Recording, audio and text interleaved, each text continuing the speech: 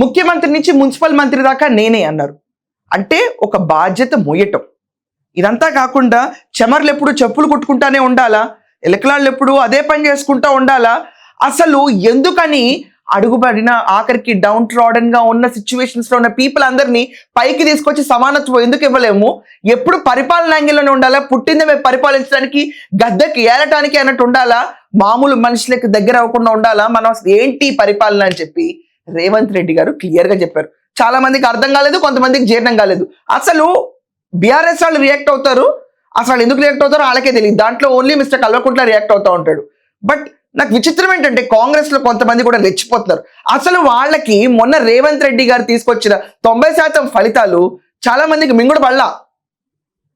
Municipal ఎన్నికల్లో BRS వస్తే pressure పెరిగిపోతుంది, రేవంత్ రెడ్డి గారిని తీసేసి వేరే వాళ్ళు గద్దెక్కుదాం అని ఆలోచనలు ఉంచున్నారు. కానీ రాష్ట్ర ప్రజలు మీరు గద్దెక్కితే కాంగ్రెస్ పార్టీకి భవిష్యత్తు ఉండదు. రాసి పెట్టుకోండి, తుడిసిపోయినట్టే.